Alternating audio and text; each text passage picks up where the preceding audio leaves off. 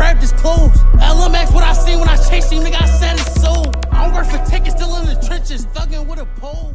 Alright, twins, and you know what I'm saying? Morning, good afternoon, good evening, good night, drop a sub, do it now. Anyways, about to go ahead and catch this American Confidential vibe. Shout out Twin for the vid. We about to be here for a little minute, so go ahead and get what you need to get. And shout out to all my twins. I appreciate y'all. I ain't gonna lie to you. I appreciate y'all boys. I might stream later on today. I'm not gonna lie. I streamed yesterday on Twitch. It was a calm bush. I might stream. I don't know. The point is though, let's go ahead and get into this video, man. I'm pretty sure this is about to be crazy. I ain't gonna lie. But you can find an extended, uncut, uncensored version of this video. So if you want to see that version, head over to Patreon.com. Now, let's get on with the video. Los Diablos is one of the most infamous gangs in Puerto Rico. That reputation has been well earned. From the streets to the music, all of it is connected. From facing federal indictment from Pennsylvania. God damn, they got loaded. Fuck. The streets to the music, all of it is connected. From facing federal indictments from Pennsylvania to New York to Puerto Rico and across the country, they're allegedly responsible for an international drug trafficking ring and are part of one of the most powerful narco empires in the Caribbean. On Friday, October 24th, 2025, federal authorities in Philadelphia descended on Waymo Street in Kensington. A 33-man indictment follows. Puerto Rico has a great story, one of indigenous heritage, Spanish colonization, and eventual transition to U.S. territory, marked by a rich cultural fusion of Taino, African, and European influences that created a distinct national identity. Initially inhabited by the Taino people, the island became a Spanish colony in the early 16th century, playing a strategic role in absorbing African slave labor and Spanish settlers. After over 400 years of Spanish rule, Puerto Rico was acquired by the United States in 1898, followed by the Spanish-American War, and its people were granted U.S. citizenship in 1917. There's a great video by Johnny Harris about the motives and consequences of the U.S. acquisition of the island. The United States recognized the importance of Puerto Rico's strategic position in the Caribbean and used a combination of coercion, military force, spying, and exploitation of the lands and resources to entrench its control. This mix of Boricua heritage and Spanish language and culture and the U.S. influences Puerto Rico has resulted in a unique culture, and it's developed an almost incredible amount of talent. Puerto Rico's music shows perfectly that mix between Taino, Spanish, and African influences like we mentioned earlier. From Arietos, Bamba, and Salsa,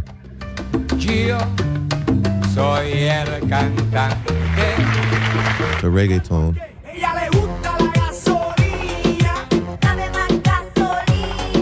blending dancehall and hip-hop. Even though this music style actually originates from Panama, it was quickly adopted and broadly popularized in the island during the 90s. Afterwards, artists like Daddy Yankee and Bad Bunny have made Puerto Rico a global music powerhouse.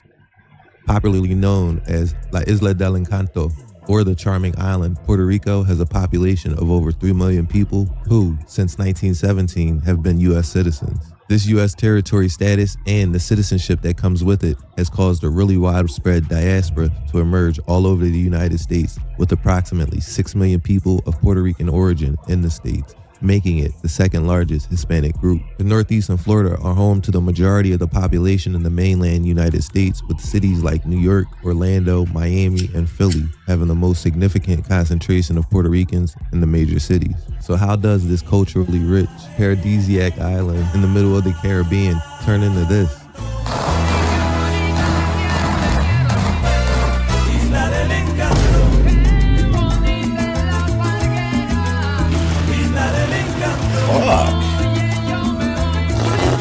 Oh my God. My bad. That got real.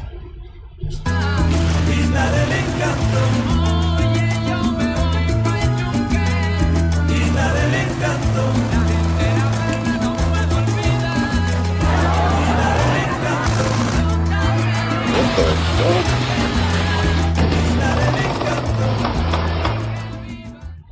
Over Over the years on this channel, we've tried to understand and expose how, while senseless violence in the streets is not random, decades of easy access to firearms, a failed/underfunded school system, redlining, and disproportional poverty concentration in certain neighborhoods of Philly can arguably be pointed at as some of the biggest factors leading to the violence the city has experienced in the last couple of decades. This is true for most, if not all, big urban areas in the U.S., where poverty and inequality are oftentimes denominators for the areas with the highest violent crime rates, as shown and proven by many studies. We've talked on how all these factors, combined with poor judgment, lack of guidance, and emotional management, can result in these young men who only know the violence and pain that comes with the lie of the street.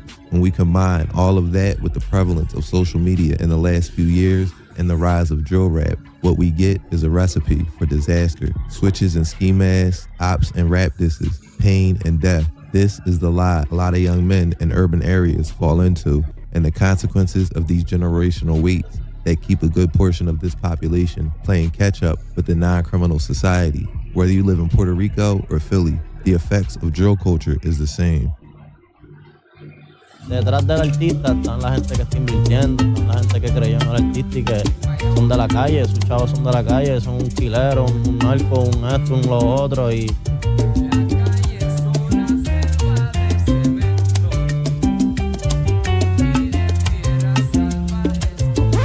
Seguimos mandándonos otro cabrón y son 30 para el que se pase. Y apenas verano y mis palos sonando por toda la metro. Damn. Kilos de perico, los compramos en Santo Tomás, los metimos en Puerto Rico. Yeah. Figura como personas de interés en el asesinato. No, I'm fucking with that. Gonna be, yeah, say that one more time. What do you say? Kilos de perico, los compramos en Santo Tomás, los metimos en Puerto Rico.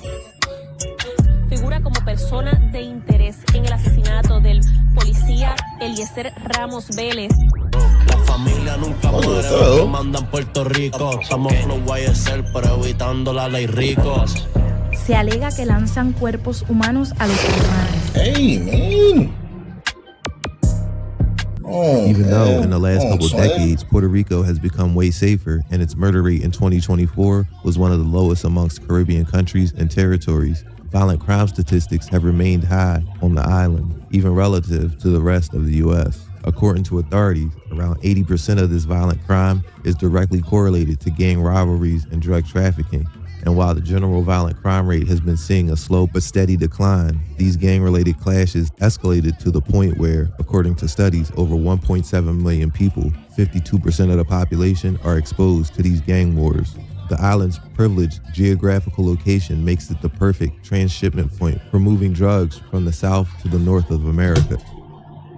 Oh, that's his shit. I thought I was, bro. I'm like, what am I hearing in the back? I'm like, what? I thought something was playing in the background. Bro, I'm like, since it's a U.S. territory, once the drugs land in this natural paradise in the Caribbean, they are, for all effect, already on U.S. soil. This status as the perfect narco-trafficking on-ramp fuels the violence in Puerto Rico. The streets run deep on the island. With all crime and violence, the Department of Corrections and Rehabilitation was operating on a tight rope. There was one prime example of the dangerous and fragile state of Puerto Rico's prison system. Rio Piedras, also known as El Oso Blanco or White Bear, with sometimes up to 20 inmates sharing a cell, an extremely violent environment with countless inmate murders, beheadings, and gang rapes on top of abuse of power from the COs and their total impunity for all sorts of corruption. Aquí es que duermen alrededor de 20 presos, aquí tirados en el piso en malas condiciones, ustedes pueden ver. Yo me rompo con esa toalla. Vean, como ustedes pueden ver, esa agua negra, ese canto de planchuela que está hinchando ahí, que se le puede caer encima a uno en la cabeza, puede tropear a uno de nosotros. Esta es la galera que más está perjudicada y la sumaria. That shit crazy. What the fuck? Damn. Uno en la cabeza, puede tropear a uno de nosotros. Esta es la galera que más está perjudicada y la sumaria abajo, que tampoco tienen ventilación. Problema que tenemos con la ropa, que tenemos que ponerla ahí, acomodar el lugar, cuando llueve se moja mucha de ella, por borín que hay. Solamente tenemos la facilidad de que tenemos los toilets y un solo lavamanos. Que ninguna puede convivir aquí, ya que el hacinamiento, pues, es algo que es macabro aquí dentro y constituye lo que yo diría aquí el desorden y el crimen dentro de las mismas cárceles de Puerto Rico. Yo diría que el mismo pueblo de Puerto Rico tiene conocimiento de esto. Nos ha llevado a nosotros a convivir en una forma que yo creo que aparte de ser inhumana es como a nivel de decir de animales en general. Remontándonos a la década de los 80 y hasta el presente, el hacinamiento en el Oso Blanco es inhumano y desató lo que se conoce como el caso Morales Feliciano, confinado ya fallecido, que demandó al gobierno de Rafael Hernández Colón por no solo hacinamiento, sino por cuidado médico inapropiado, falta de un sistema de clasificación y una planta física en deterioro. Inmates didn't have any other choice but group in gangs in order to protect themselves from other inmates, gangs, and even the guards. There are stories about inmates playing soccer with another inmate's head. Okay. See.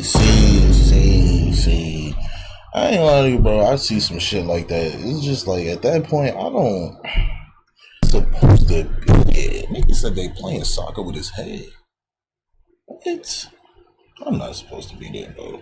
In order to protect themselves from other inmates, gangs, and even the guards. There are stories about inmates playing soccer with another inmate's head. Cuentan del asesinato de un confinado en la guerra de las gangas, precisamente aquí en el Oso Blanco, en penitenciaría estatal. Resulta que a este confinado lo acorralan en una de las viviendas, lo matan y lo descuartizan y dejan el cuerpo regado por la vivienda en algunos sitios. Pero lamentablemente la extremidad encefálica, entiéndase la cabeza, la bajaron abajo y los presos comenzaron a jugar pelota con la cabeza. En un momento dado se da la orden y todos los presos vuelven a subir a las viviendas y la pelota se queda en la cancha. Los presos le dicen a un oficial de custodia: gobierno, mire, la pelota, que la necesitamos para mañana, que no se la vayan a perder, que la otra ganga no se la lleve. Y el compañero, pues, decide bajar abajo y buscar la alegada pelota. Cuando se está acercando, él comienza a entender que la alegada pelota no es otra cosa que la cabeza del confinado. Tanto fue el impacto emocional y psicológico en ese individuo que salió corriendo de la cancha. Hay algunos compañeros que me dicen que él cruzó los portones corriendo y gritando y tener una crisis nerviosa. That's how in the late 70s and early 80s, two of these gangs.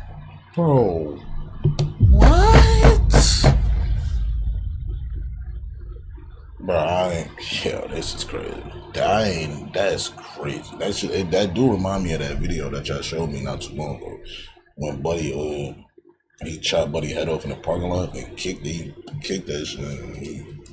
To be born, Los Nietas and Grupo 27.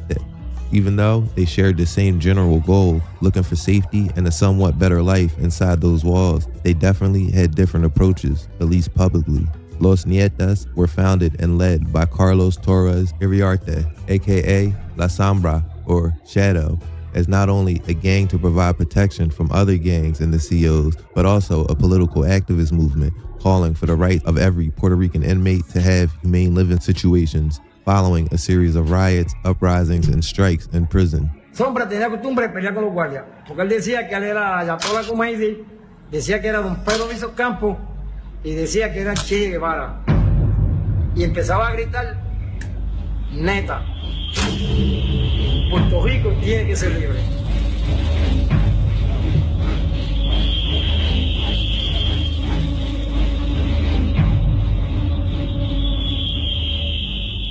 Empezamos a unirnos, y Sombra a gritar, neta.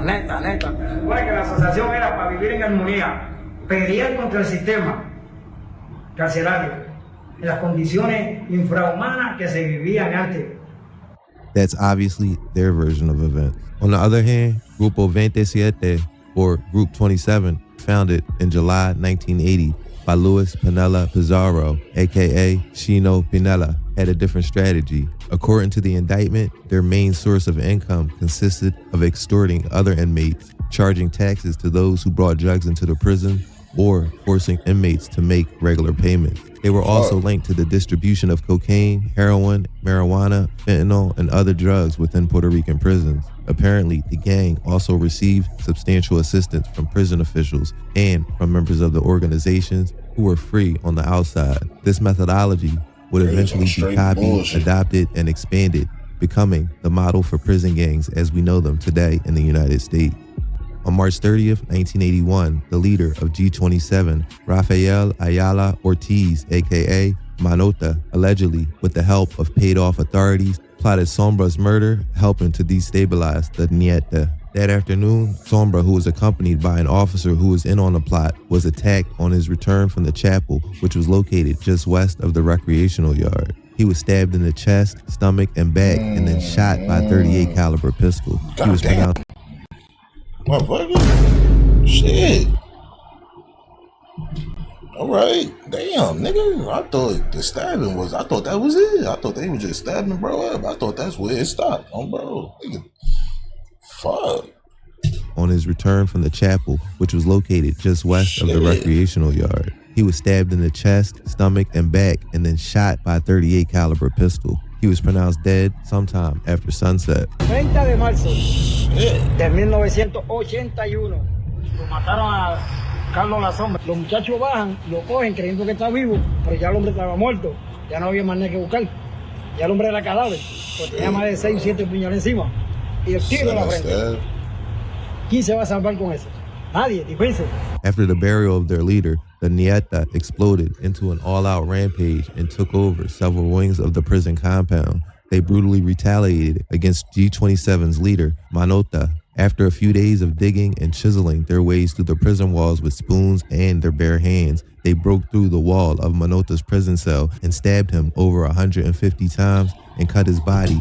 See what I'm saying, bro? Like, what do you even do in that moment where you hear niggas scraping through the walls to get to your cell, bro? Like, how does that even, like, and it's like, you know they coming. It's like, what the? It's insane, but this shit don't even sound real, bro. Twin say they scrape through the walls with spoons. You know how bad a nigga gotta want to kill you to scrape through the wall? Their hands, they broke through the wall of Manota's prison cell and stabbed him over 150 times and cut his body into 84 pieces, allegedly. There were rumors that certain parts of his body were mailed to selected people. A severed finger to his mother, his ankle and foot were sent to the warden of the institution, and there were stories of his eyes being sent to G27's second in command. The rest of his body was never recovered. Both gangs grew exponentially and eventually expanded their reach, first into the streets of Puerto Rico and then the prison systems and the streets of the East Coast of the mainland United States. They each had their own colors, moral codes, and gang signs and chants. Nah, Brian, that just fucked me up. What? But these bro, they different, bro. They give it up different, bro. Like, what the fuck?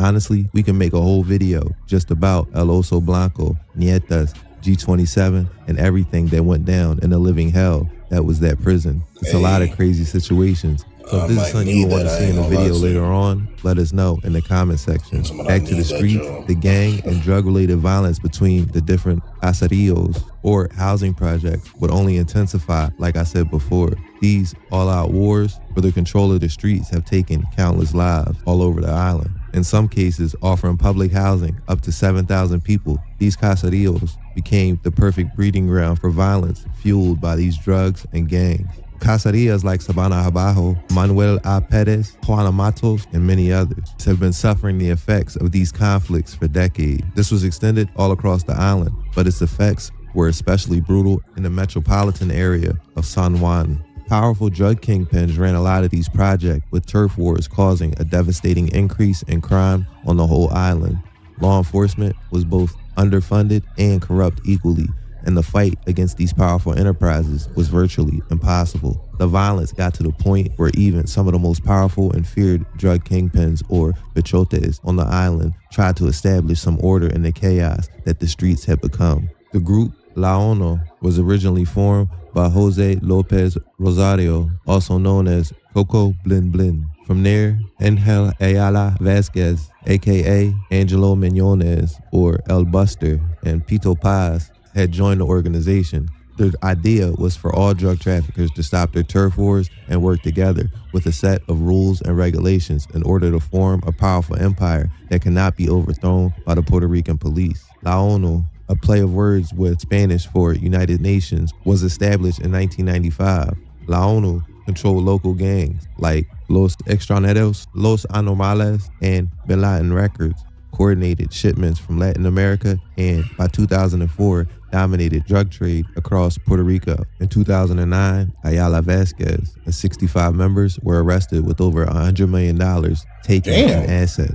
Ángel Ayala Vázquez llegó a controlar la organización de narcotráfico más poderosa en Puerto Rico, según oficiales federales y locales. De acuerdo con la acusación en su contra, dominó puntos de drogas y suplió narcóticos en casi toda la isla, además de exportar a Estados Unidos. Era como una leyenda urbana, un urban legend. Según la acusación federal, Angelo Millones lavaba sus ganancias comprando autos de lujo y de carreras, así como botes y casas. Lo hacía bajo los nombres de otras personas.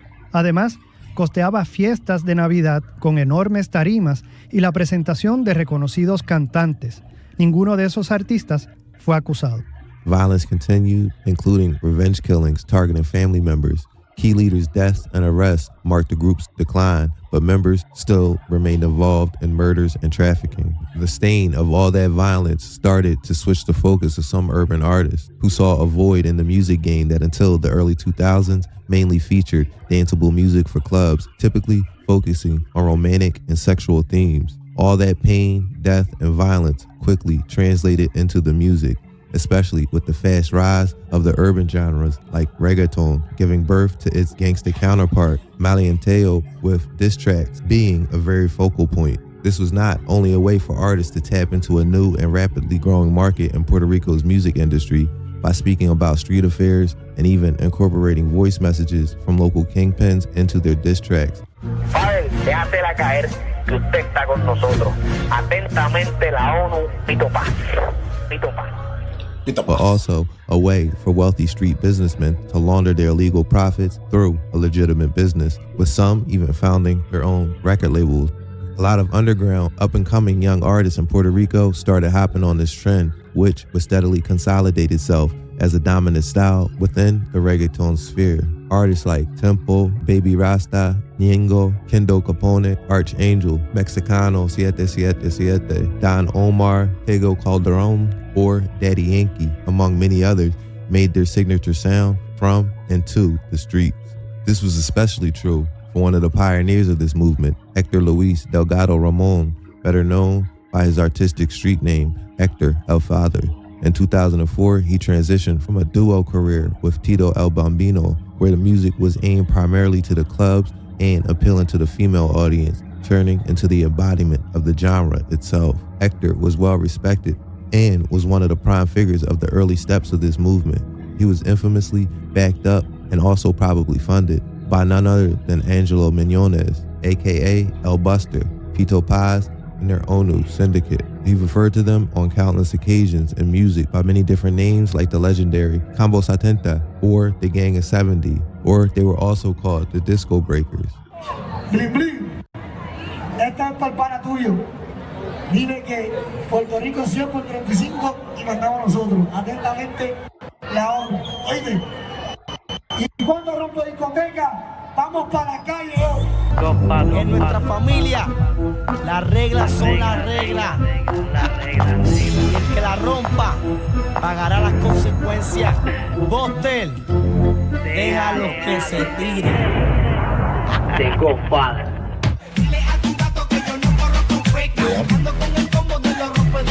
What else?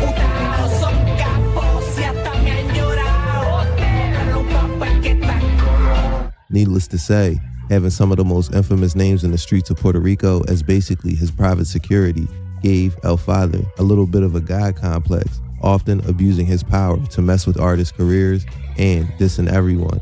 He also felt totally untouchable, having basically the equivalent of a small military company protecting him. Damn, that was on straight bullshit, huh? Fuck. déjatela caer, que usted está con nosotros. Atentamente, la ONU, Pito Paz. Pito Paz. Para Fadel. I fuck with that, yeah. I fuck with that. I fuck with that. I fuck with how he said that. Pito Paz. I fuck with that. Está con nosotros. Atentamente, la ONU, Pito Paz. Pito Paz. Para Fadel, él sabe quién soy yo. En nuestra familia, las reglas son las reglas.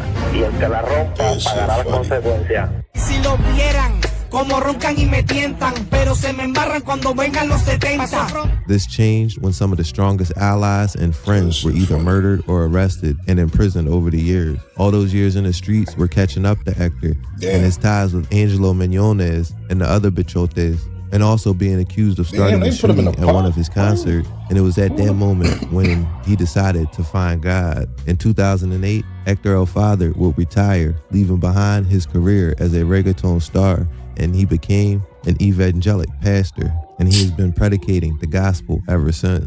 And his influence in Puerto Rico's urban music genre is undeniable, with tons of artists quoting, mentioning, and paying homage to El Father.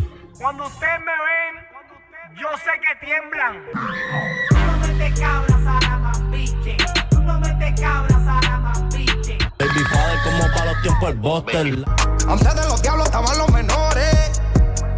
Y antes de los menores estaban los rompediscotecas. Actually, he's indirectly responsible for one of the biggest changes in the music industry's monetization on digital platforms due to one massive viral hit that, ironically, Hector never even made. I bet you that even if you've never heard of him before, you've heard his voice many, many times without even knowing it.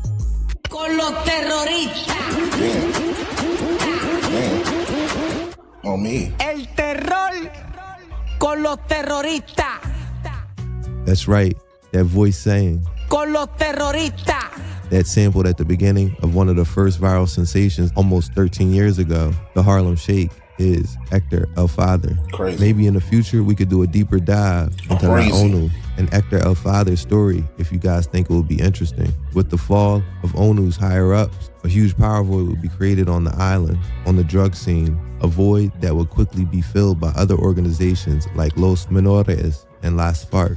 The urban genre will only grow to new heights globally from here, and the connection between the music and streets will last and grow stronger to this day. During the early 2010s, complemented by the rise of Chicago drill, Malianteo would become a staple of Latin music, and endless artists would grow along with the genre. In a sense, Malianteo was drill rap before drill rap. They actually started talking, for example, about Glock switches way before their Chicago counterparts ever mentioned it. Is right here. They actually keep this separated from the rest of the firearms. What did you call it? They been on slow. Oh, they been on that. Okay, my fault. My fault. Is right here. They actually keep this separated from the rest of the firearms. What did you call it? A chip. It's a chip, like a hack chip for your Glock. They put it right here. Called it a hack. Fits right in. Oh, it's definitely a hack. That shit is definitely cheating on me. Yeah, that shit is a hack. Nigga said a chip, a hack. Yeah. A chip. It's a chip, like a hack for your Glock. They put it right here. Fits right in, and it makes this thing full auto, which is a felony. That's crazy.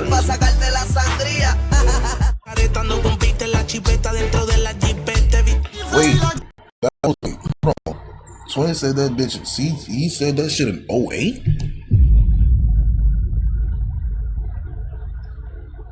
They had that shit in 08?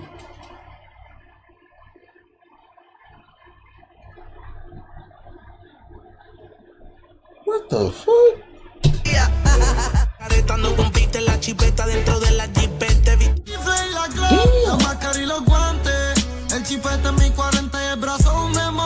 Don't get no passes with your OG, it's still one of them. We got them glitches with the switches, this bitch stuttering. And with the second coming of drill rap reaching new heights in popularity, a new wave of young Boricua artists would emerge, talking about their struggles in the streets and ready to take the genre by storm. One of these hungry young artists was Julian Enrique Ramos Carbia, better known by his rap name, Yaruza.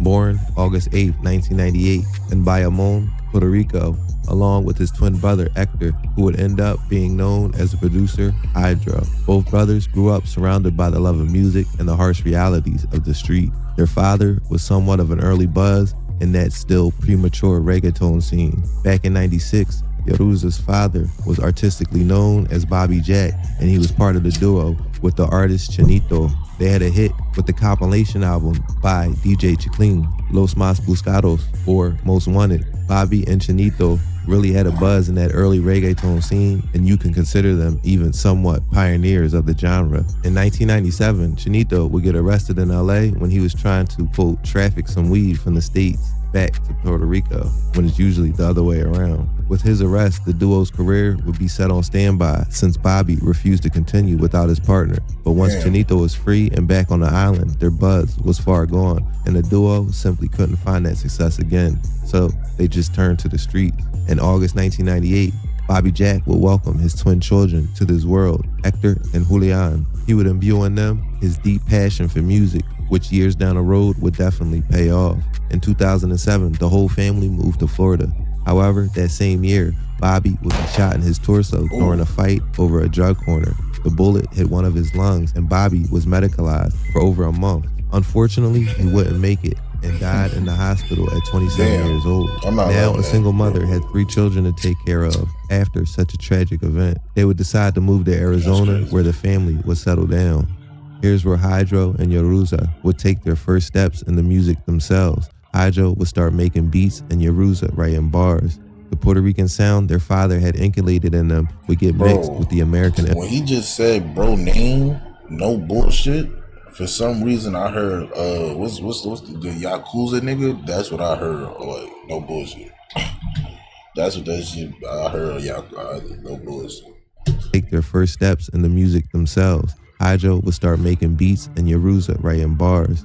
The Puerto Rican sound their father had inculcated in them would get mixed with the American influences of trap and drill. It would be this particular sound that in 2017 would get Hydro's name some relevance as a producer in the Puerto Rican scene, getting signed by the Hear This Music Records, and would finally start getting production credits and songs with big artists like Bad Bunny, Anuel, Becky G, Tempo, and many others. Even though he could have used his brother as an easy way into the industry, Yaruza had a different plan. He was talented and had clear vision. When he returned to the island to pursue his rap career, he didn't have any real connections. Still, he was well respected in his father's native Levittown. Soy Yaruza, estoy aquí apoyando a los brothercitos, ¿no? Activo. Nací en Santurce y me crié en Carolina. Puesto para la música también. También tú le estás metiendo. Puesto para la música. Ok, tú dices que tú conoces a alguien que yo conozco también. Conozco mucha gente que tú conoces, pero no vamos a hablar de eso. After uploading a few freestyles, he began to gain notoriety and eventually dropped his first official release, a remix of Bryant Myers' song, Nganga. Por eso es que yo ando con mi ganga, traficando como pa' los tiempos de arca. In his first drop, Yaruza had already established a clear brand that would continue during his whole career, with his Moneyway label and movement being mentioned since this first release. From here, Yaruza, along with his brother Hydro, would start building a company, Moneyway, signing new artists from around their area, like Russell, Sayer, and collaborating in many songs like Negro with Russell. Tú dices que no tienes miedo a morir, pues ven que la ca quiere darte un pasaje. Sí, bang, bang, bang, bang. Yaruza would go to jail for 3 months, where he would start repping G27, and the color red would always be present in his videos, even putting it as part of his Moneyway brand. It was then that, through mutual friends, Hydro would meet a young Puerto Rican rapper who was living in Florida on a basketball scholarship and who would end up being one of the biggest artists on the island. This rapper was none other than young Chimmy. Born in San Juan, Puerto Rico in 1996, Chimmy grew up between La Casa and Yarin Torres in Santurce. According to himself, Chimmy would start rapping at 17 years old, recording songs that he would never release, even though some of them would somehow get leaked years later. Chimmy, as I mentioned, received a scholarship to play basketball in California at 19, and it was there in Orange County where he met Yamal, a student from Chicago who would be his roommate and who was also a rapper himself and had a homemade studio where he would record. Chimmy started to take music more seriously and stopped pursuing basketball as much. Yo me fui a jugar baloncesto para allá, becao. ¿Qué? Te lo juro por Dios, jugar básquet, becao para California. Y la mierda fue que me salí. Pegué a joder me encontré California, ya tú sabes que la marihuana hay un meneo cabrón allá, me involucré en esa vuelta, y me salí de la universidad y me quedé como 5 años por California, me olvidé de Puerto Rico por el carajo. Esa esclavitud de estar entrenando y jugando básquet todo el tiempo, no estaba en esa, en verdad. He allegedly recorded a couple songs fully in English, but it wasn't until 2019, after leaving Cali and going back to the island, when he was seeing opportunity in the bubbling Latin trap wave that had the island on lock. Yaruza and Chimmy met and instantly clicked. They would hang out in the studio and streets, and it was Yaruza's recently found success that would make Chimmy start uploading freestyle videos to Instagram. Yaruza would grow closer to Chimmy, and they would start hanging around the guys from Yoren's Torres. Shortly after these freestyles started gaining some traction, Yaruza convinced Chimmy to actually go to the studio. There, they would record Bloody in 2020, even though the song wouldn't drop until years later.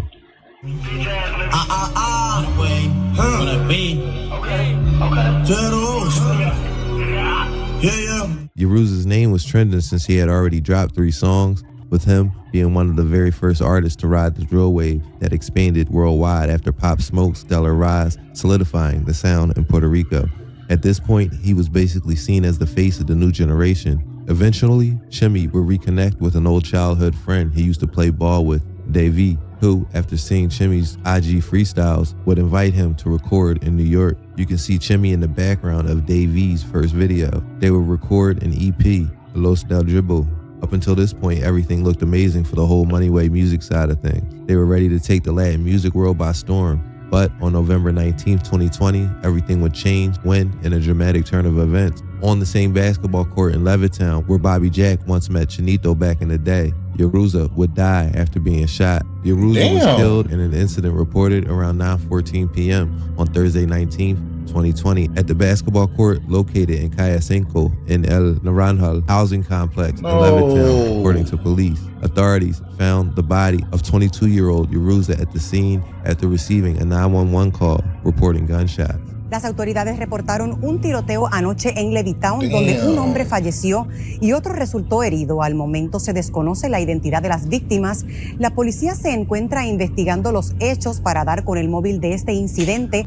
The circumstances around Yaruza's death are still kind of unclear, and the murder was never solved as far as I could find. But word on the street is that Yaruza was trying to bust a trap and it went wrong, and the situation escalated to fatal heights. Also, the people who did it allegedly met a similar fate shortly after. There are just rumors, however, but I felt like I had to mention.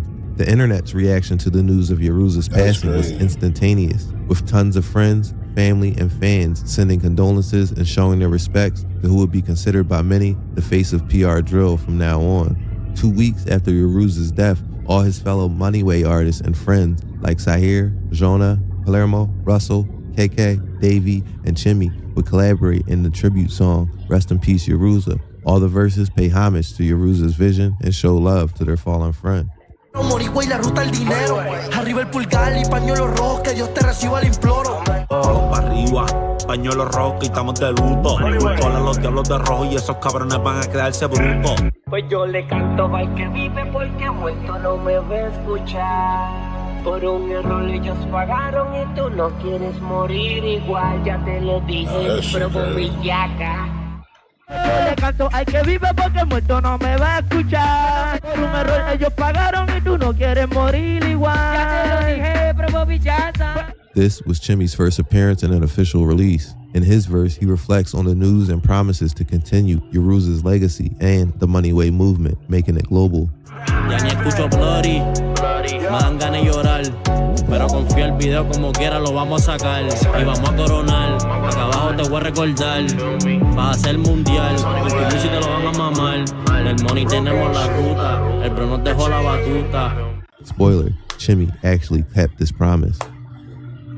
Chimmy would get even closer to Hydro, and they started working hard to make sure Yaruza's legacy would live on. His death was a pivotal moment for Chimmy's career, and it would be in February of 2021 when Chimmy would finally make his solo debut with the song Glizzy Walk, which currently sits at 3.2 million views, and it was a hit. This track would set the expectations for Chimmy, talking about drugs, guns, and crime over an Atlanta trap type beat. Te damos los tiros, swear to God. Hacen en el Lambo Mario Kart. Un BBN en swipe de card. Por eso con los míos soy bien discreto. Todo lo que pasa se queda en secreto.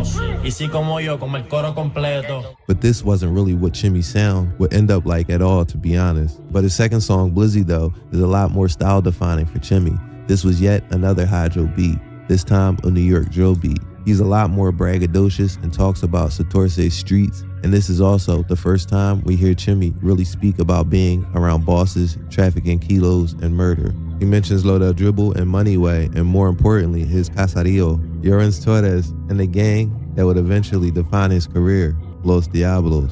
Fronteira y sacamos las glissy. O en el norte con las blicky. Ganshi boy, relacionado con los diablos, cabrón, pregunta dónde soy.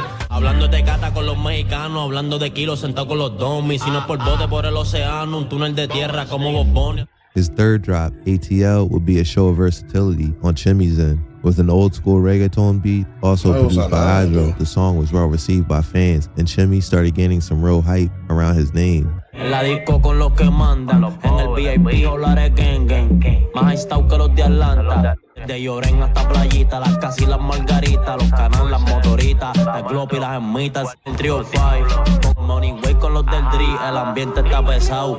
En el VIP todo el mundo armado. A lot of people started looking at the young artists from Llorens as the next prospect. And to understand what would come after this, I think first we need to learn a bit about the Residencial Luis Llorens Torres. Built in the 1950s in the Santurce neighborhood in San Juan, the public housing complex, Llorens Torres is the biggest caserío in Puerto Rico with 2,600 apartments distributed and 140 towers with an estimated 7,000 to 8,000 inhabitants. But some sources like Univision give population numbers of up to 25,000 people.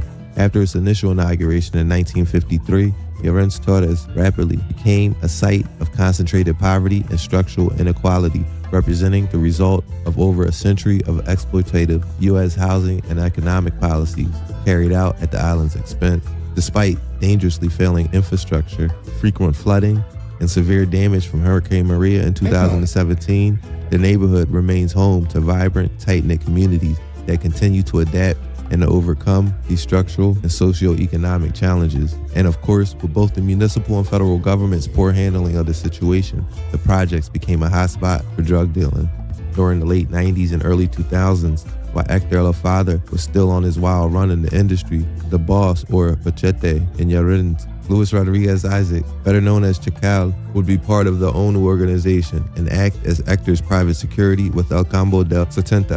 The alleged owner of several stash houses had his headquarters in Calle 4/4th Street and was said to have a firm grip on the project, allegedly controlling 80% of the market and making millions. Over the years, Chacal would get arrested for several charges ranging from gun possession to murder and would be immersed in several turf wars. Chacal's Calle 4 gang would allegedly be responsible for over 25 murders in this war and other unrelated conflicts. The consequences of this lifestyle would finally catch up to Chacal in February of 2010 when he would die in a triple homicide shooting in front of a bar in Isla Verde.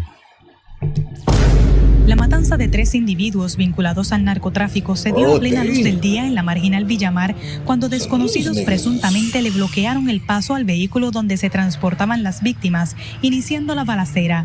Entre los occisos se identificó al presunto dueño de uno de los puntos de drogas en el residencial Luis Llorens Torres. En esta escena hay 2 personas muertas. Uno de ellos, Luis Rodríguez, conocido como el Chacal, que era el dueño del punto de droga de Calle 4 en Llorens Torres, una persona que había sido arrestada y estuvo presa federalmente. El sábado, la guerra por el control del narcotráfico y lo que parece ser una venganza por una muerte ocurrida hace un tiempo revivió en el residencial Llorens Torres de San Juan, cuando a Luis Rodríguez Isaac, de 29 años, apodado El Chacal, un ex guardaespaldas de reggaetonero El Father y alegadamente quien mantenía control de los puntos del sector del caserío conocido como la Calle 4, cayó muerto ante una lluvia de disparos lanzados desde una van que le interceptó y de donde se bajaron 4 individuos enmascarados con armas largas.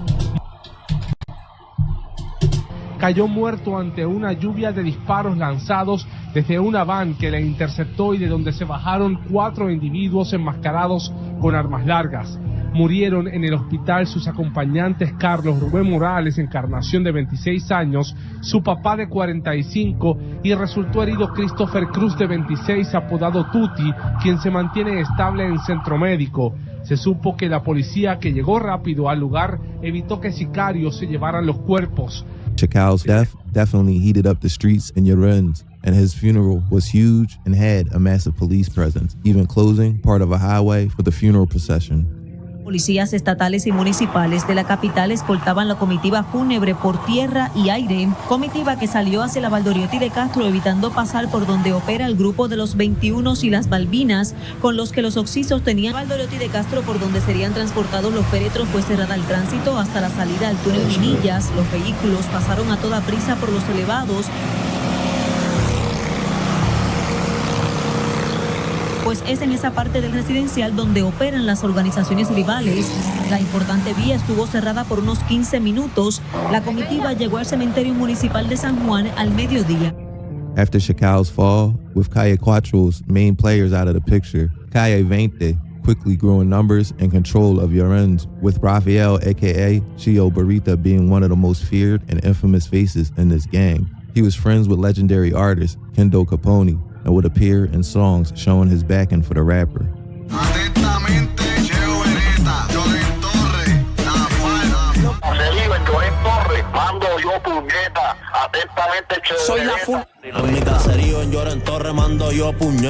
Under Cheo Beretta's leadership, Calle 20 would be a part of the powerful and feared nationwide drug syndicate known as Fuerzas Armadas Revolucionarias de Cantera, or short for Las FARC, even though its power would extend across the whole island and even internationally. Unlike La ONU's consensus-based structure trying to protect each other against the government and authorities, Las FARC was formed by several independent local factions that controlled different areas of the island, without a head leadership, but rather territorial bosses. Different parts of the gang are in a constant power struggle amongst each other for control of the trafficking routes. Originally formed in 2006, Las FARC adopted the motto La Familia Nunca Muere, or The Family Never Dies, which they use in music and chains, amongst other places. Mentioned and referenced by endless artists through the genre's history, Las FARC is still one of the most powerful groups in the whole Caribbean to this day. Esta es la metro y mandamos nosotros. Esta es la FARC. ¿Te acuerdas los de la FARC? Te mandan saludos a ti también. Dicen que estás loco de verte. Ando con un full como el oriental de la falda. El gobierno me quitó el caserío, pero nos expandimos. Atentamente la FARC, Bayamón. La familia no muere la FARC y no te tengo que roncar.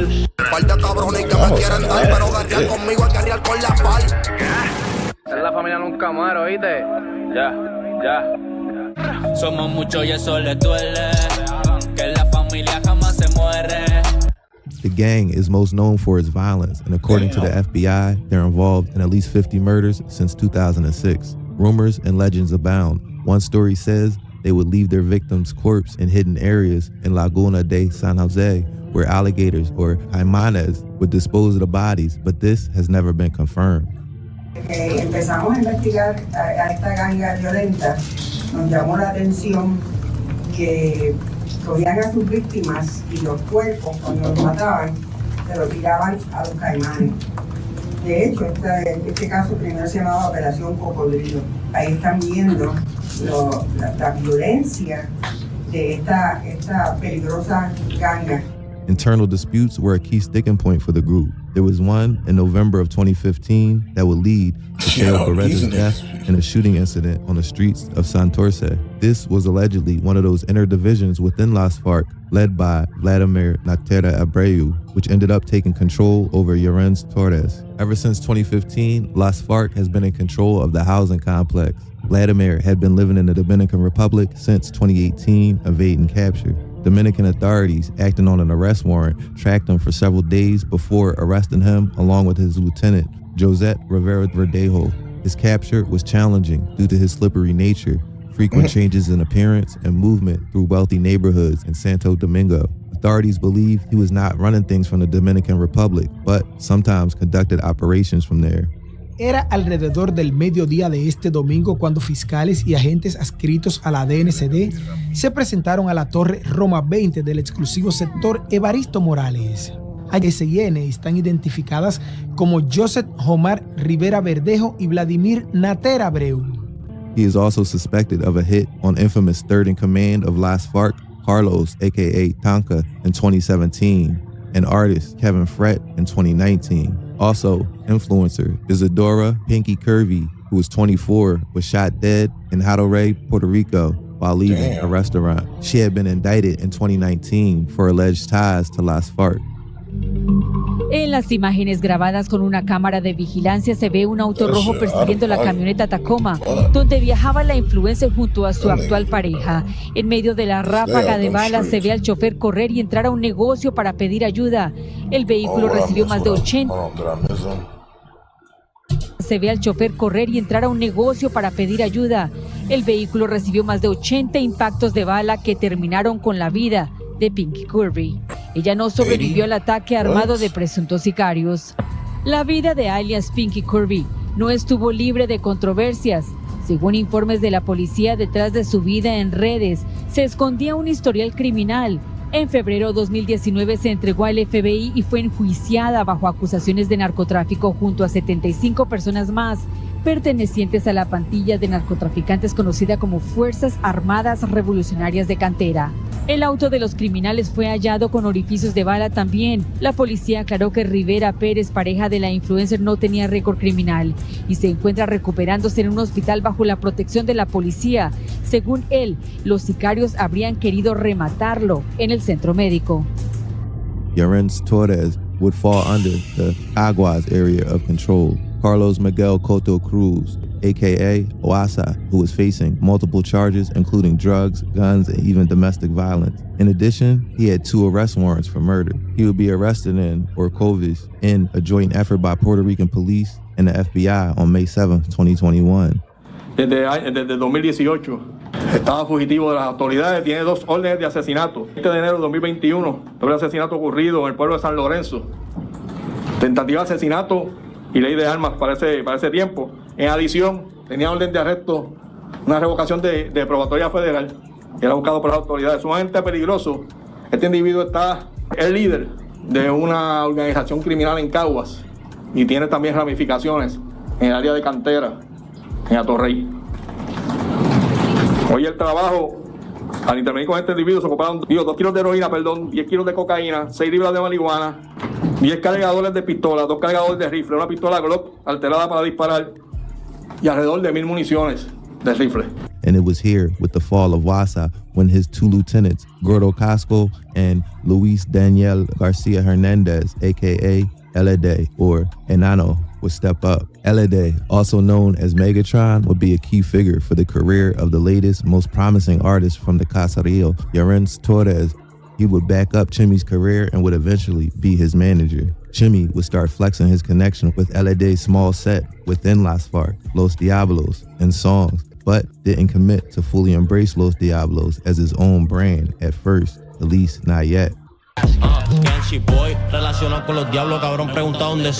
On August 20th, 2021, Moneyway would roll out Yaruza's posthumous album, La Ruta del Dinero, Moneyway, a highly anticipated release by the fans. The album has a ton of Moneyway features, but his feature with Young Chimmy, called Bloody Remix, was his first song with Yaruza and a standout. Tráigame la soda y el baking, and I'ma whip that bitch, él está vendiendo más que Wish.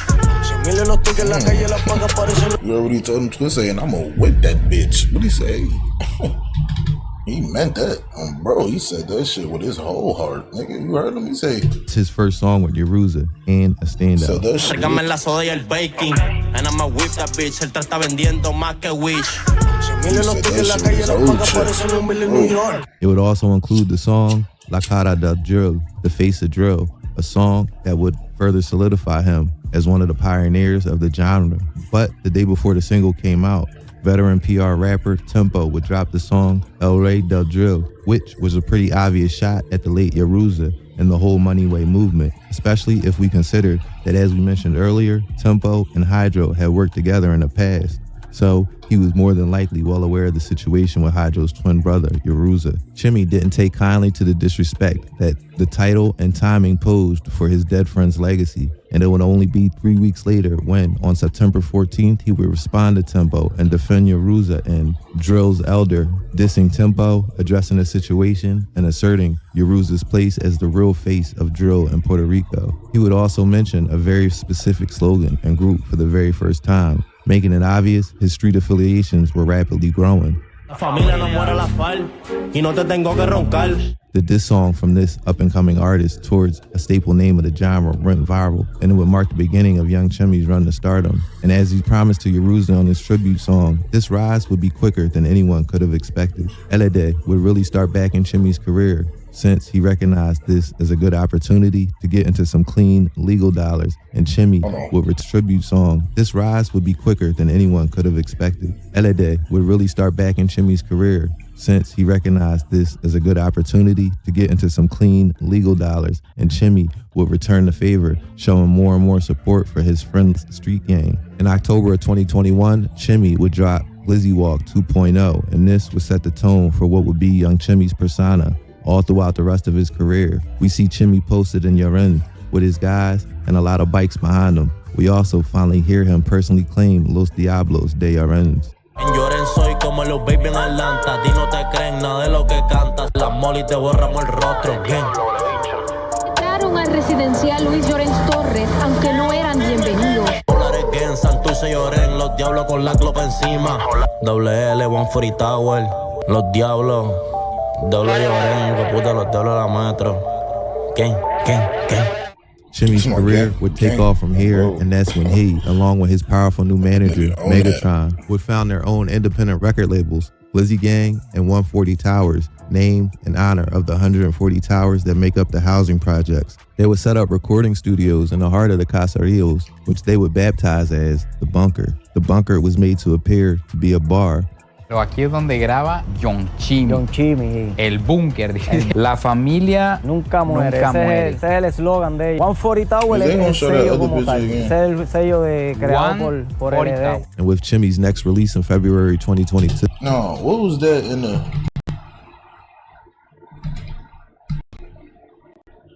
Towers that make up the housing projects. They would set up recording. What is that?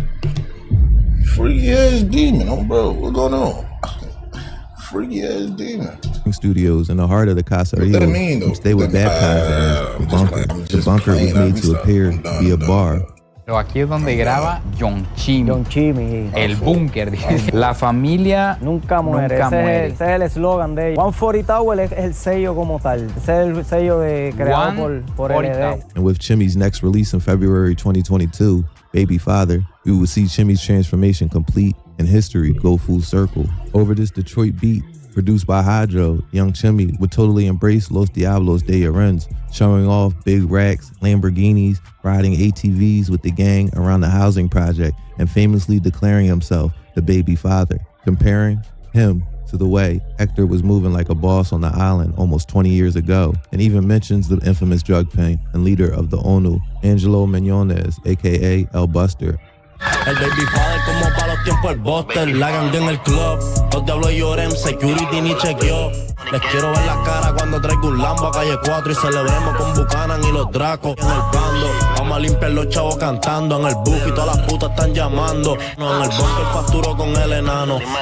And to be fair to him, we can all agree we were starting to see some parallels already. And we could also see Eladio Carrion, a prominent name in the genre and friend of Hydro, seen in this video, foreshadowing a future remix of this song, which would forever change Chimmy's life. But we are getting a little ahead of ourselves. The song went absolutely crazy, and Young Chimmy was already becoming a well-known name in the Latin music world, with his combo Los Diablos de Llorens becoming somewhat of a viral sensation. The next few releases would solidify Chimmy's image by appearing with LD in music videos and starting to wear LFNM/Las FARC chains. On March 26th, during a police raid in Llorens Torres, 5 people were arrested, including a 15-year-old minor at the bar/recording studio. Officers seized 11 guns, over 600 rounds of ammunition, more than $7,000 in cash, drugs. Wait. How many? Wait, what's going on? music videos and starting to wear LFNM/Las FARC chains.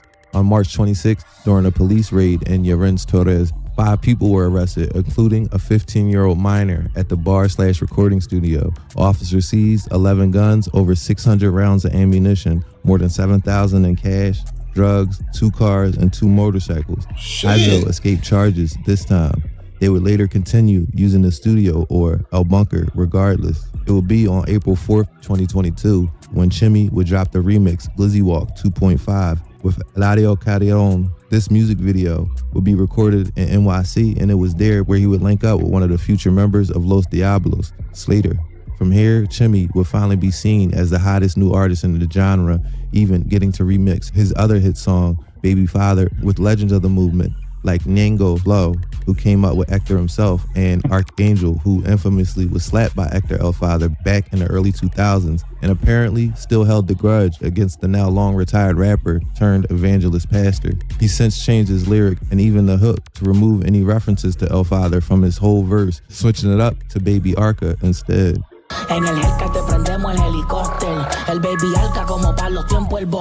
Chimmy was nothing short of an international star at this point, and his name was getting hotter and hotter. The success that him, Hydro, and the late Yaruza were searching for all these years was finally at their fingertips.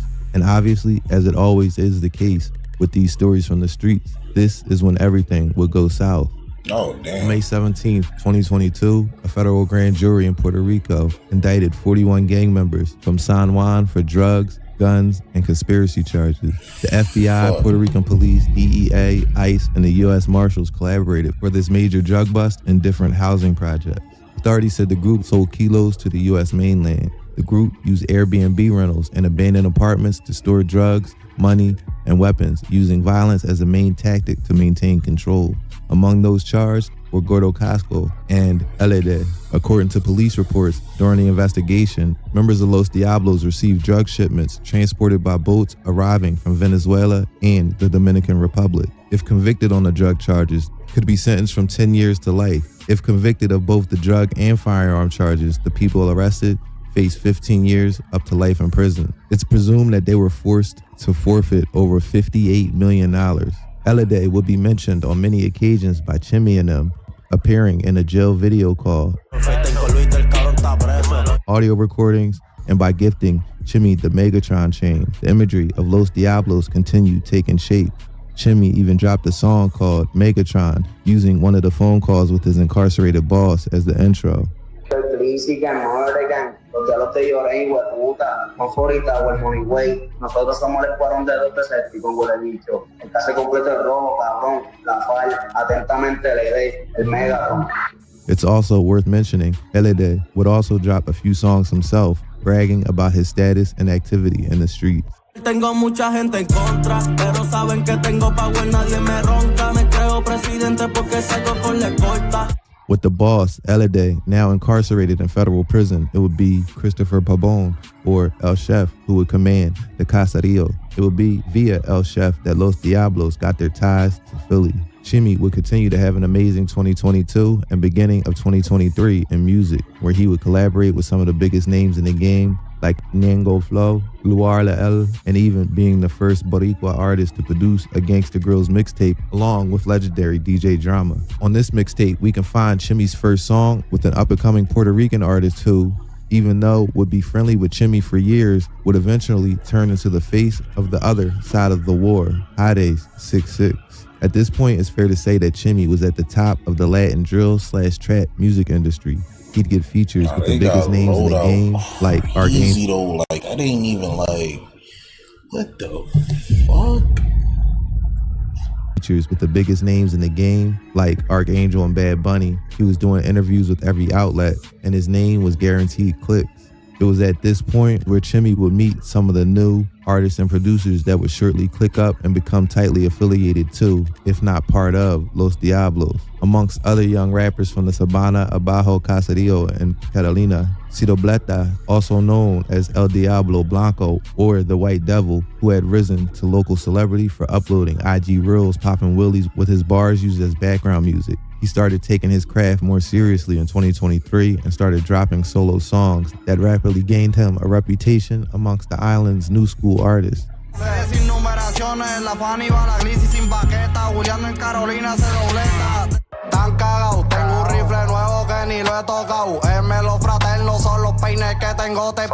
Chimmy and Cito Bleta would become very close, and in October 2023, they would drop KDP, a song that would propel both artists' careers even further. Kilos de perico, los compramos en San Tomás, los metimos en Puerto Rico. Los compramos en RD y el San Tomás saca el palo doble T pa' que tú veas, no se asoman. Slater, real name John Williams Santana Garcia, was born in Puerto Rico. His father was killed when he was just 1 year old, and his then 17-year-old mom moved to New York City. Slater was already trying his luck as an artist, but would mainly rap in English. He has a couple songs featuring somewhat known artists in the United States rap game like Sada Baby and Young E. Nace, but more notoriously, he was in a 2021 song with two New York drill staples, 26 AR and K Flock, in the heights of the Bronx drill wave. Keep a 4-5 on me, I ain't fighting. Back then I was terrorizing indictments. All I do is get high and dodge indictments. So my brothers stay smart, not dangerous. Cause the dangerous nigga get whacked, and the dangerous nigga might lack. EBK, DOA, GBG babies. We told choppers like this shit the Navy. All my niggas scammers, all they robbers. Pull out the 30, give me $1. I took your wifey, put her in Prada. Popped the perky on my way to get some lean in Jersey. She gave me head for like 10 minutes, then I fucked for 30. In August of that year, he would drop Zombies, a music video recorded in Philly where we can see Pressure and his brother, Panza. At around the same time, in that same small street called Weymouth in the Kensington neighborhood in Philadelphia, two young artists would emerge out of nowhere and be added to the roster. Obviously, I'm talking about Sombra and Pressure, who had both just dropped their respective debut songs, Pantracito and VVS Switch, that would quickly make the Philly duo a strong name. The circumstances around how these two came up, especially Pressure, were shady to some. Accusations of botted views flew, with VVS Switch being his first song that immediately went viral and received millions of views, sitting at over 70 million views at the moment of this recording. The fact is that Pressure was already wearing the Megatron chain, and mentioning Los Diablos in his first ever music video was noteworthy. It's also worth mentioning that El Chef, Pressure's manager, is from Llorens Torres. He actually got shot in April 2023 with an intense shootout that left 3 young people injured near the Luis Llorens Torres projects. Una posible venganza, ese es uno de los ángulos que investiga la policía sobre la balacera ocurrida anoche en el residencial Luis Llorens Torres, acá en la zona metropolitana, y que dejó el saldo de 3 personas heridas, una de ellas de gravedad. Estas víctimas han sido identificadas hasta el momento como Jirel Santiago Colón, de 19 años, Christopher Pavón Pietri, de 21, y Christopher Cruz Carrasquillo, de 23 años. Según la policía, testigos aseguran que vieron a varios sujetos llegar al lugar en distintos autos y comenzaron a abrir fuego contra un grupo de personas. En la escena se ocuparon múltiples casquillos de bala de distintos calibres, así como un cargador. This connection, Puerto Rico to Philly, would go on to call themselves Los Diablos de la W, and would be key in the upcoming wars Los Diablos would find themselves in, both on the island and in the United States. All of these artists, along with producers like Yeko, would sign to Glizzy Gang, Chimmy's personal label, and would form a really dangerous group both in and outside the music game. It's worth mentioning that, like Yoruza and Megatron before them, most of these artists, including Chimmy, also claimed the prison gang, G27, and would reference it constantly in their music. Glizzy Walk, los tiro en la garganta. El R Rojo 27 como Santa. Rojo 27 me canto si caigo preso, ey, ey. Ay, el bitch and disrespect.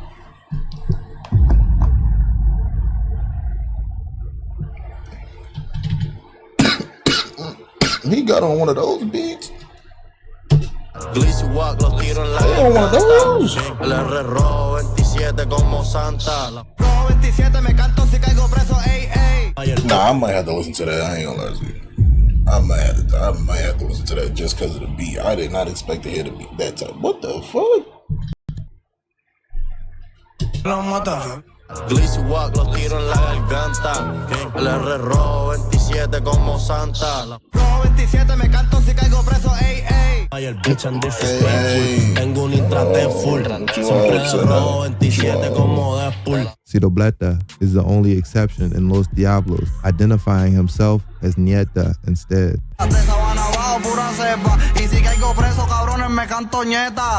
In August 2023, Moneyway will release Yaruza's second posthumous studio album titled Coda. It was accompanied by a promotional trailer that featured probably the only wholesome moment in this whole documentary, where we can see Yaruza's son, who lost his dad when he was just a baby, being held by his uncle Hydro, while a nice marble bust of Yaruza is revealed. This would also be featured on the album's cover art, where we can see baby Euro softly strokes his dad's face again. However, the wholesome times wouldn't last long, as on October 31st, 2023, Cidobleta, one of the recent additions to Los Diablos lineup, would get arrested along with 3 other young men during a raid at the Cafe Claro nightclub in Santurce. Following a search warrant for a Cherokee SUV, authorities seized 2 9mm guns modified with switches, as well as magazines, ammunition, and a pig mask.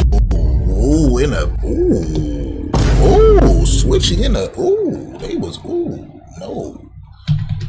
Yeah. Switching in a pig mask? Yeah, they ready to belt something. Them young niggas ready to belt something on, bro.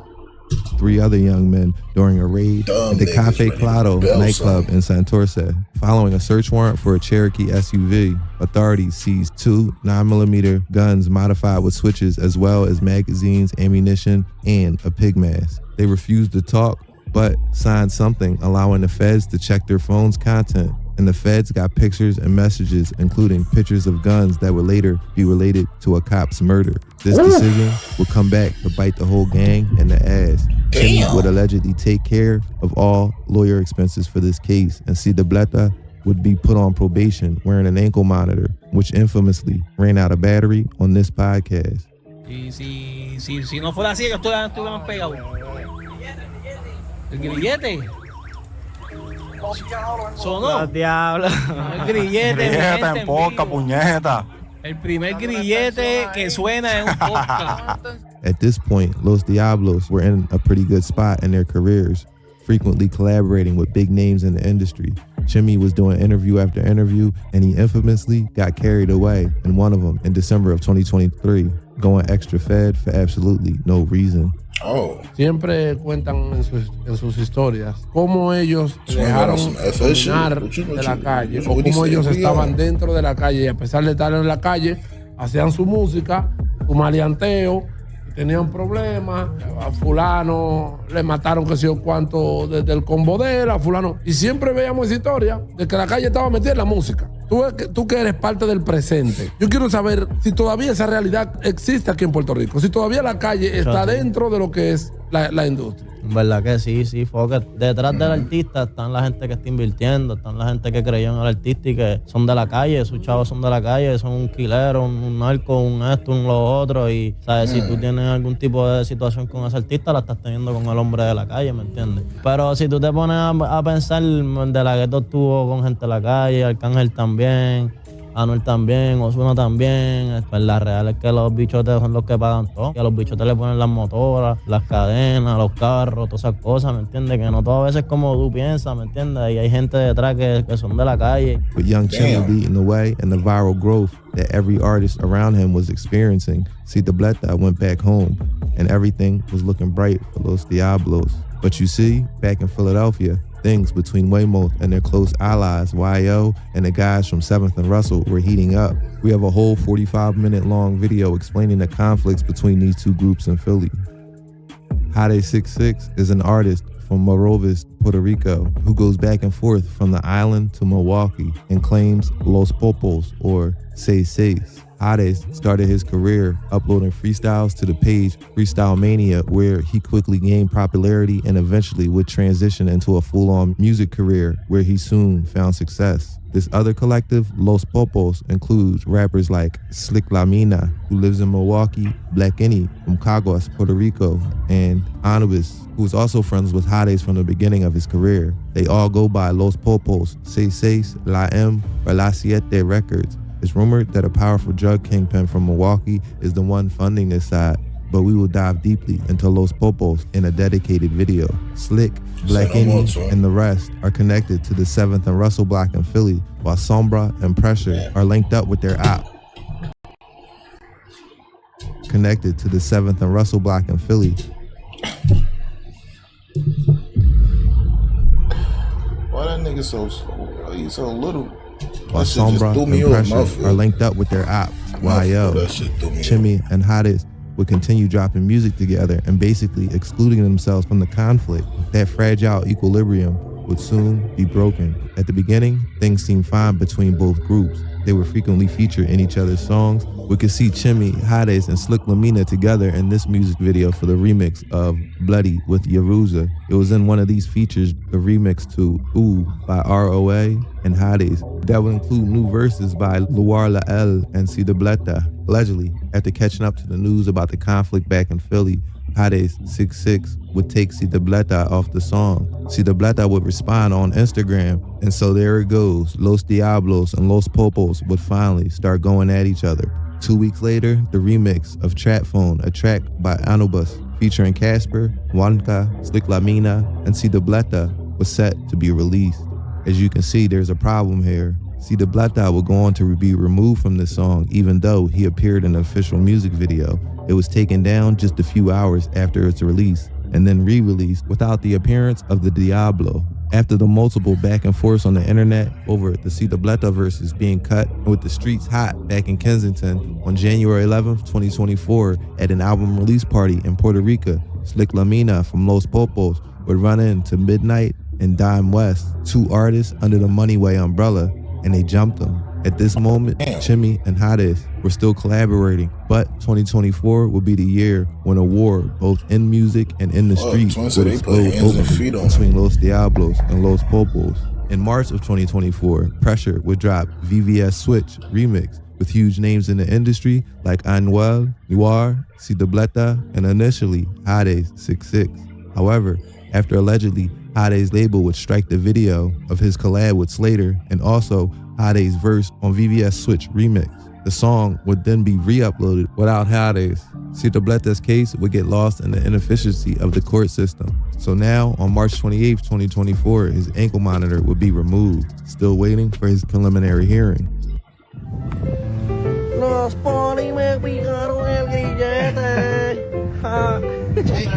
But that wouldn't last, since only 2 days after getting his ankle monitor removed, on March 29, 2024, Puerto Rico police officer Eliezer Ramos Velez, who was off duty but still wearing his uniform and vest, was fatally shot after following a group of armed men that were in a car firing at a motorist. The officer was found dead in his vehicle, and his service weapon and radio were stolen. Allegedly, the perpetrators also tried to take off his vest, but were unable to. Ramos Velez was a 12-year veteran of the Puerto Rico Police Department, admired for his dedication, and had been named Officer of the Year 3 times. He left behind a young son. Poco después del mediodía del Viernes Santo, las autoridades comenzaron a entrevistar a ciudadanos que podrían tener información o estar relacionados con el asesinato del policía. Bro said they tried to take his vessel, but they wanted everything. Eliezer Ramos Vélez, adscrito a la División de Detección de Disparos. El mensaje a estas personas es: no me los maten, entréguennos, no nos vamos del residencial hasta que no nos entreguen. The response of the authorities to the murder of the police officer took no time. The feds reopened C. Debleta's gun case and would get an arrest warrant for him and 3 other men.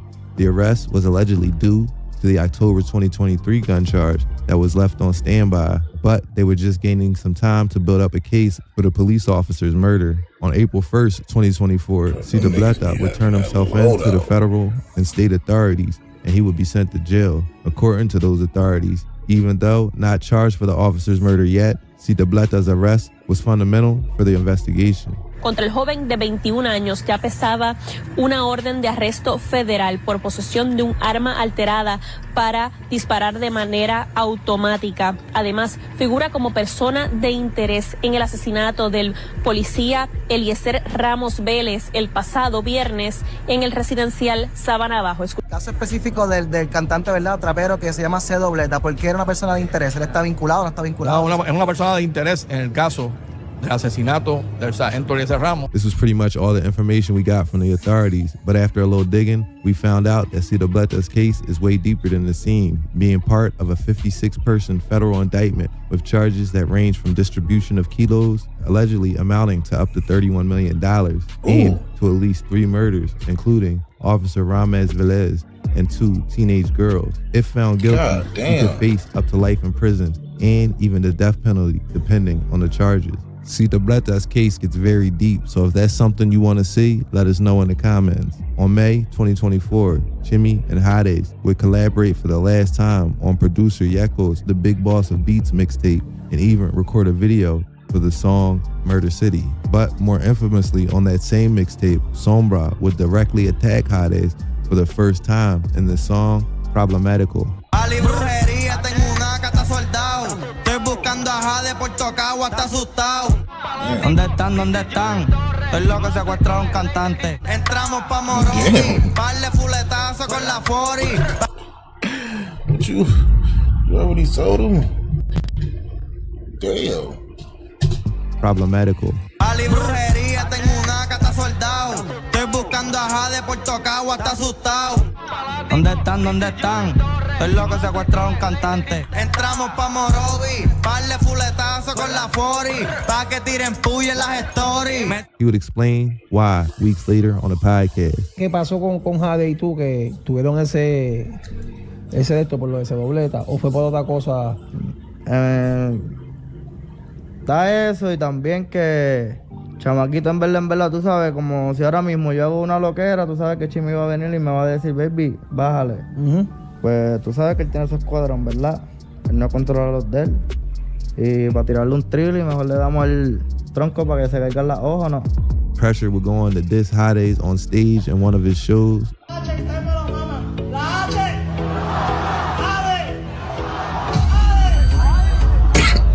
Damn. Hades would respond by changing his Instagram profile picture to a picture of the Optimus Prime killing Megatron, a clear statement against Los Diablos, who, after their now incarcerated boss, Elede, would identify with this name, calling themselves Los Decepticons, rocking Megatron chains, etc. In July 2024, that bitch ain't hitting. Wow, that bitch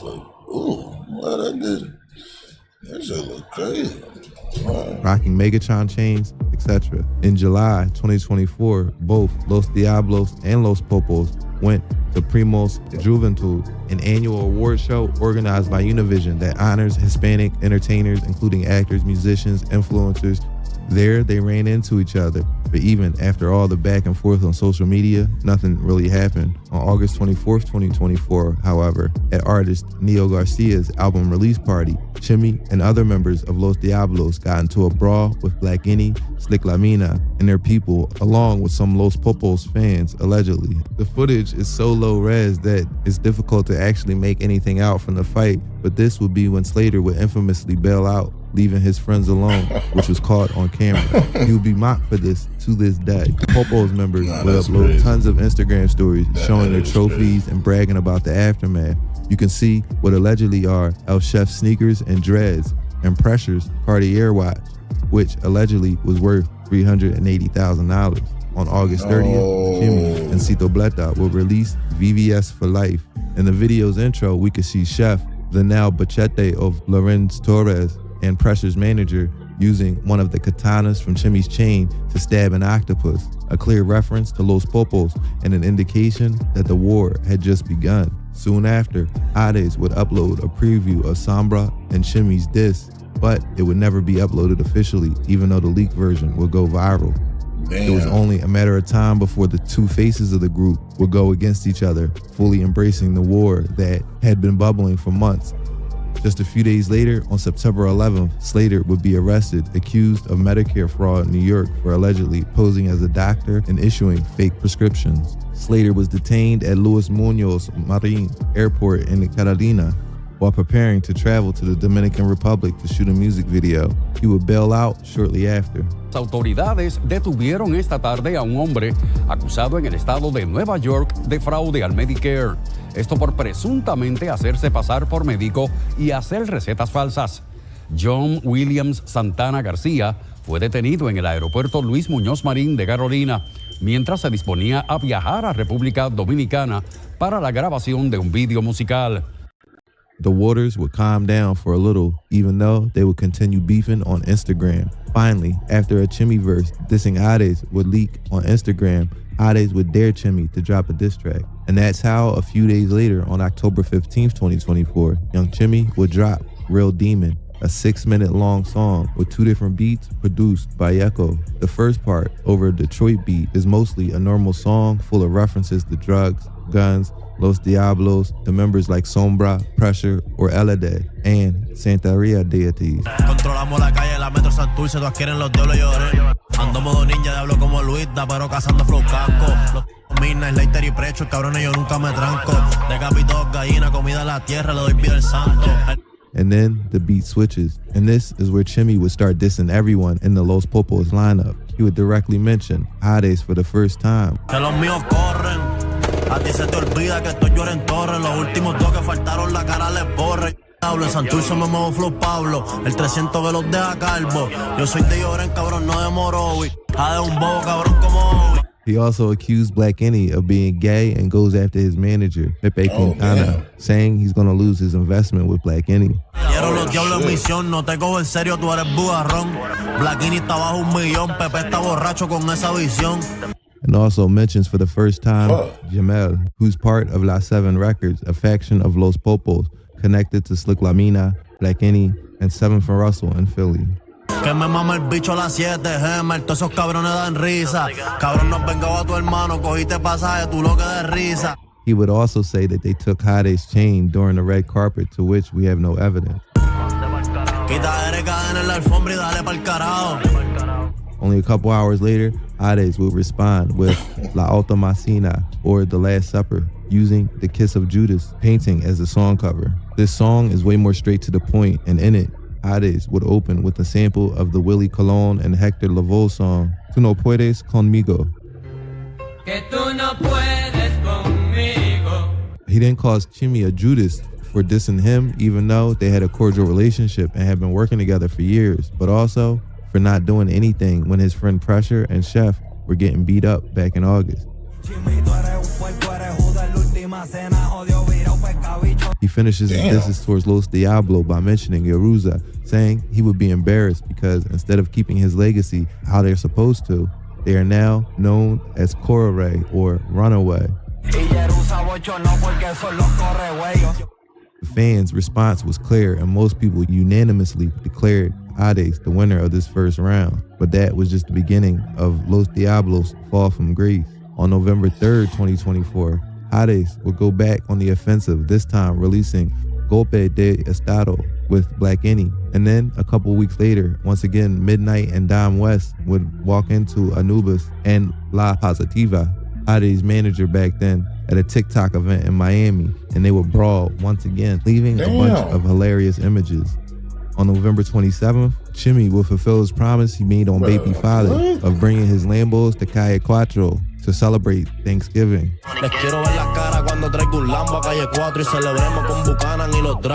Also dropping the song Lucifer. Even though the song has some bars directed to Hades and his gang, I would say this is mostly directed towards Anuel. Fans would still consider Los Popos as the winners in the rap beef for now. Things would change forever for Young Chimmy, as on December 12, 2024, a federal grand jury in the District of Puerto Rico returned an indictment charging Young Chimmy with 2 counts of firearm violations. Chimmy would be arrested at the airport in Puerto Rico. He He faces up 10 years in prison for each count. In chats found in Cito Bleto's phone back in 2024, things would make Chimmy's situation even worse. The messages were exchanged with Cito Bleto's manager, who was accused along with 55 others in the indictment. Evidence also includes a video of young Chimmy firing an automatic pistol out the window of a moving car and a photo of a switch.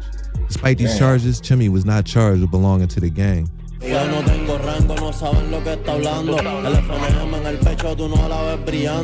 Federal authorities highlighted that the gang operated across multiple public housing projects in Puerto Rico, selling drugs, selling guns, etc. They also noted how the gangs reached a peace agreement called La Paz to maintain separate leadership and avoid internal conflict. He had been denied bail twice at this point and is still awaiting federal trial. The FBI would later impound Chimmy's Lambos.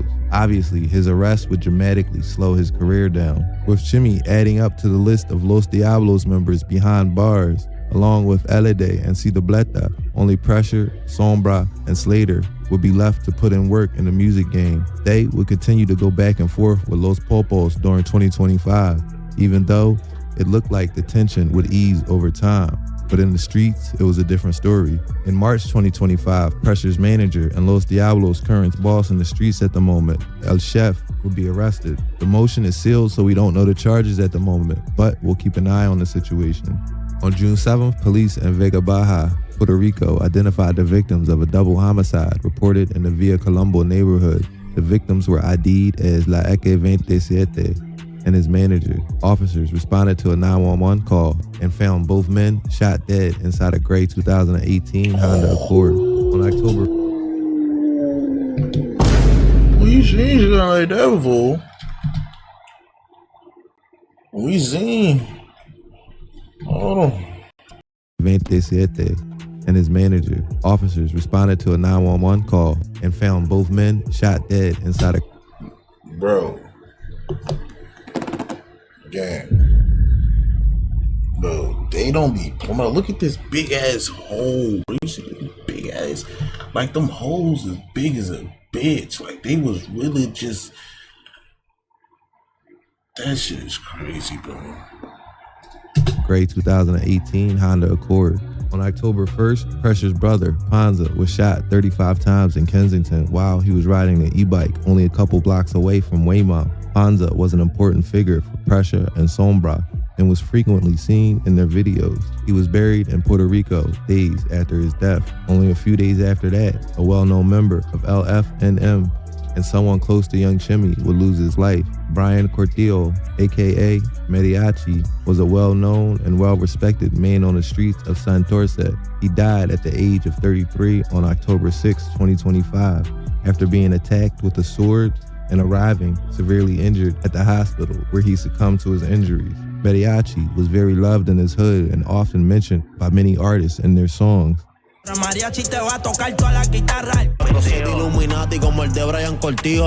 Tons of condolences, love, and well wishes were sent on social media. His death is most likely unrelated, but it's an important piece in the streets of Santurce.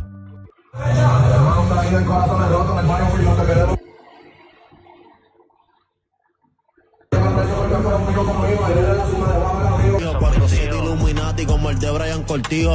Chimi, tú me dices, papi, que ando con 40 mariachi, pasamos por ahí y le damos una serenata.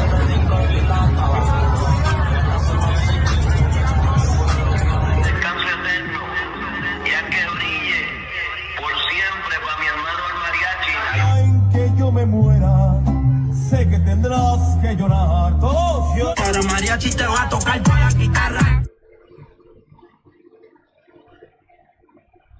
And just a few days before this video's recording, social media went crazy over an event that took place at the international airport in San Juan, when two members of Pressure and Los Diablos de la Weymouth Circle, Child 777 and Ore 47, would allegedly run up on JTLG, who's a part of Los Del Campo, a set tightly associated with Black Any, and who has also been a part of the back and forth dissing Los Diablos. Yo no ronco, yo si actúo, yo los compro si son puros. Que esta gente quiere ver mi cara pinta en un muro. Los del campo en Cabo y desde Cabo el Southside de Milwaukee. Dime, M, ¿por qué será que toda esta gente nos teme? Ando con todos los nenes grabando y contando los de 100. Me roncan por la red y cuando me ven they keep it walking. And took his chain along with some other belongings.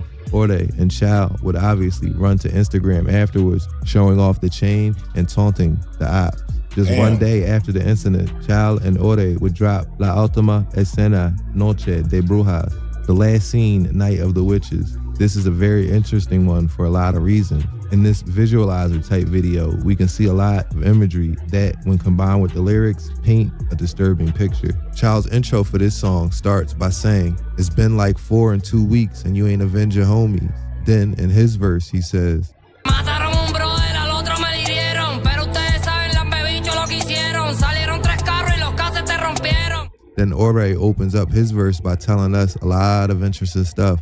First, he goes into detail about the situation with the alleged chain snatching at the airport, even showing a video, supposedly, of what happened. Saliendo del aeropuerto, cabrón, yo te pillo envuelto. Te quito la cadena y te damos contra el cemento. Pidiendo la cadena, suplicando medio tuerto.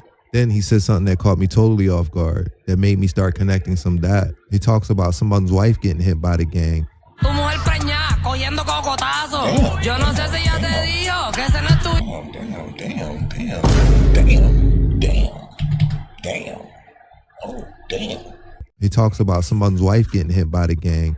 Tu mujer preñada, cogiendo cocotazo. Yo no sé si ya te dijo que ese no es tu hijo.